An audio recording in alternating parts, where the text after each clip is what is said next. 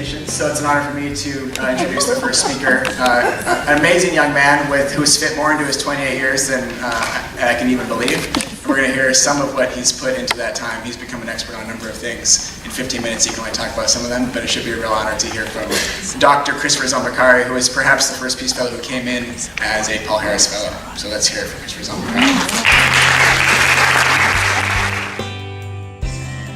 Club here is the Rotary Club of Redland Sunrise. I think my counselor is here. Ed? Awesome. Thank you.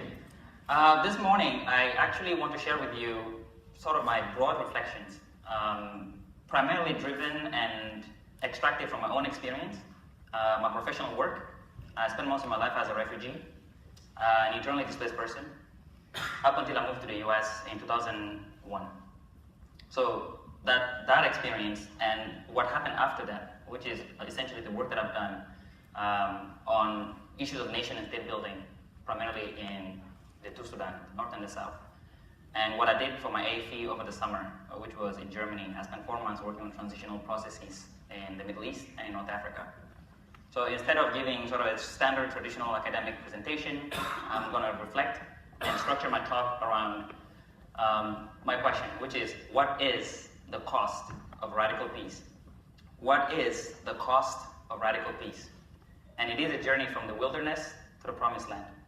But we might not get to the promised land today, but I will spend most of my time in the wilderness. I hope you can bear with me. And the first place where I want to begin is the year 1776 in the United States, a pivotal year in American history.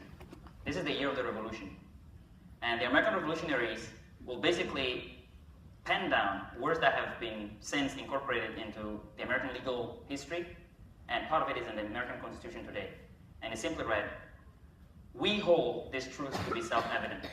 We hold this truth to be self-evident, that all men are created equal, and they're endowed by their creators with certain unalienable rights. Among this, life, liberty, and pursuit of happiness." It's always been quite striking to me the context out of which these words are spoken, right?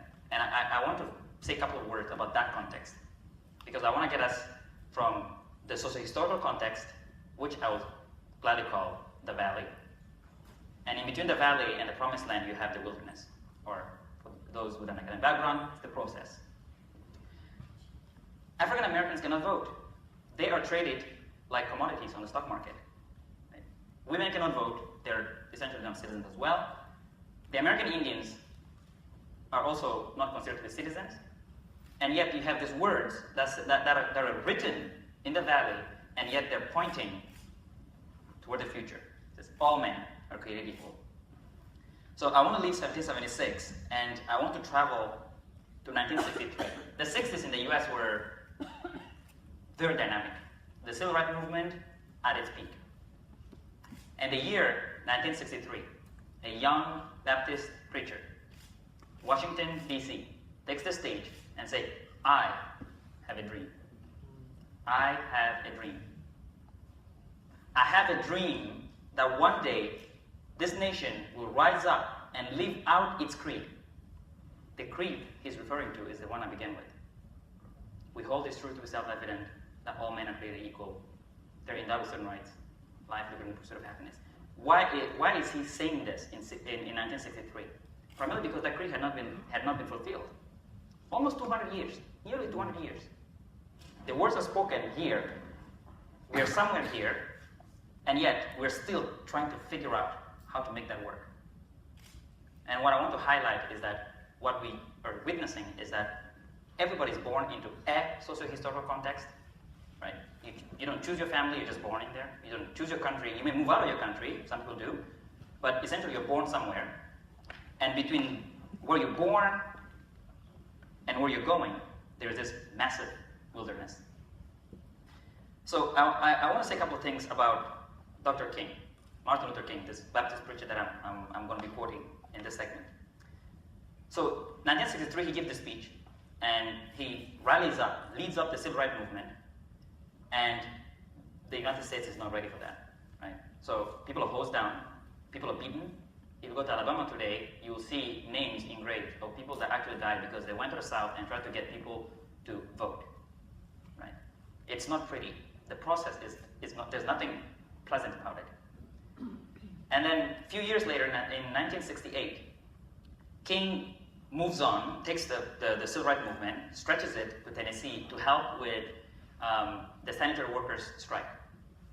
And he stopped at a church. And I want to read what he says at that church.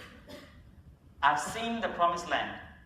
I may not get there with you, but I want you to know tonight that we as a people will get to the promised land. And I'm happy tonight. I'm not worried about anything.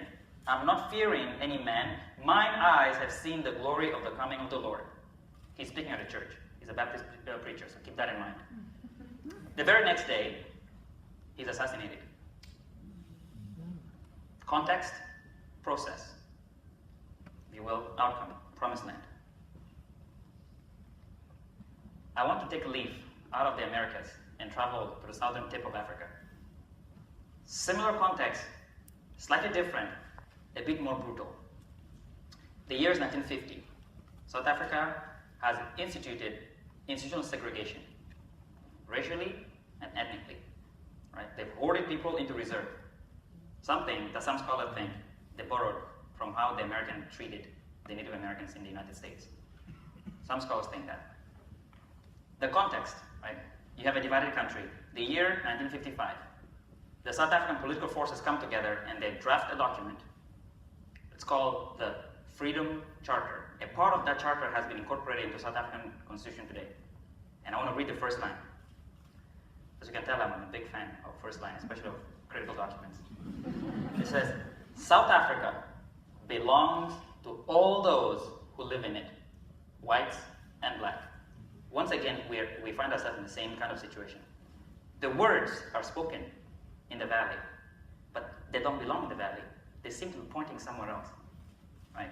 And to take that journey from the valley to the promised land, you ultimately need individuals that are willing to pay for the price, right? Because I began by asking the question, what's the cost of radical peace? And again, I said, the process is never really pleasant, right? So South Africa will go through a series of events in the 60s, all the way through 1994. And one of those events was an event that took place in Sharpeville, came to be known as Sharpeville Massacre. The people mobilized, and when they decided to take to the streets, they met with the police, the apartheid police, and 69 people died that day. Innocent civilians. Sharpeville Massacre, 1960. And then a few years later, in 73, you'll have the Durban Uprising, primarily led by professional associations. And then a few years down the road, it was the Soweto. This time, an uprising by the youth, the Soweto Uprising.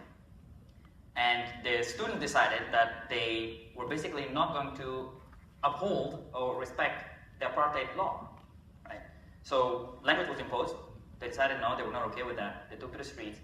The apartheid regime's response, open fire, gunned down kids, 13, 14, 15 years of age. And one leader particularly stood out among others. He leaves his village, leaves his family. He's trained as a lawyer, right? He has a small job, but he gives that up and take up the struggle of the nation, the struggle of the people. And he is caught in the 60s, put on trial in 1964. And I want to read to you the words of one of the world's most famous prisoners.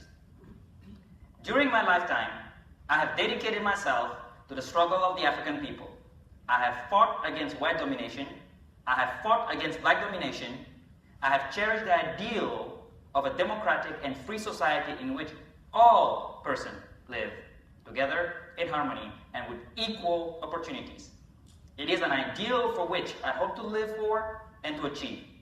But if needs be, it is an ideal for which I am prepared to die. South Africa is going through its wilderness experience, and somebody is willing to pay the price. And in fact, he will get an opportunity to betray the cause time and again. Right? They'll get letters. They'll tell him, trade in your freedom. We can set you free. Give up the cause. Right? And from the onset, he's saying, I live by principles. I don't buckle under pressure.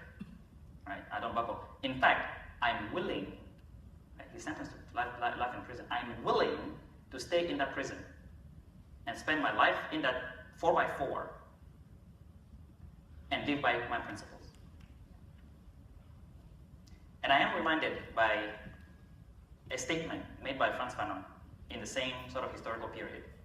Each generation must, out of relative obscurity, find its mission, fulfill it, or betray it. It's like the oldest tradition in the book. You're born into context, you face certain problems, certain questions, and you're going to do something about it, or not do something about it. Right? You don't choose what happens to you. The only sovereignty you really have is how you respond to your circumstance, what you do with it, the decisions you make. It sets the course of your life and sets you apart from the rest of them.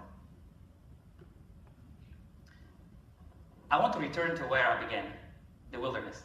And I want to borrow from two American theologians, Eugene Peterson and Max Lucado. They've written extensively on the wilderness experience. And it's always been striking to me what they've both concluded. One, the wilderness, nobody chooses the wilderness. Nobody chooses the wilderness. The wilderness chooses you. Right? The wilderness is a place of separation. It's a place of temptation, and it's a place of testing. Ultimately, it's a place of sacrifice. So let's get a famous prisoner. There will come a time when you have to make a decision whether to accept your circumstance, the hand that was dealt to you, or to leave it behind and to set sail toward that promised land, or we can call it the ideal. So it is a place of separation. Yesterday stays behind. You set sail toward your tomorrow. It is also a place of testing and temptation. You're always going to get that option to jump ship, to lay low, or to simply accept it. It's a place where your principles are tested to the limit. And you'll never know what you're willing to do until you're put under pressure and asked to give up those principles. And ultimately, it's a place of sacrifice. And for standing up to apartheid, he spent 27 years in prison. 27 years in prison. Many of his colleagues never make it out. So the question I want to ask in reflection is, what do you do when the calling is up here, but your reality is down here? That's the dilemma of the peace builder. Caught between the rock and a hard place. The upward pressure and the downward pull. What do you do when peace demands a price to be paid? Do you settle in the valley, lay low, and go with the flow? Or do you take your place, take on to the wilderness, and set sail toward that promised land? Obviously, I'm asking a lot of questions. I'm sure some of you are wondering, where is he going with this? Right? Because I've had enough of this wilderness. Right? We're wondering what, I began with the question, what's the cost of radical peace? So you're thinking, trust him, he's got an answer. Look at him pace back and forth. He's got an answer. Well, the answer is, I don't know. I don't know because I don't know how you're going to behave in the wilderness. I don't know what you're willing to incur, the cost you're willing to incur in the wilderness. The kind of decision you've made, I don't know. So I cannot speak on your behalf because everybody has to face the wilderness individually and eventually collectively.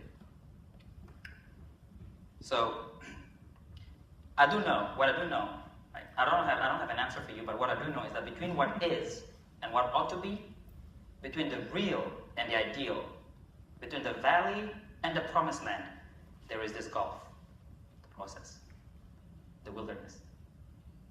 And what we do in the wilderness, the price we pay in the wilderness, the kind of decisions we make in the wilderness determines the kind of world we pass on to our kids and grandkids, essentially the next generation. Thank you.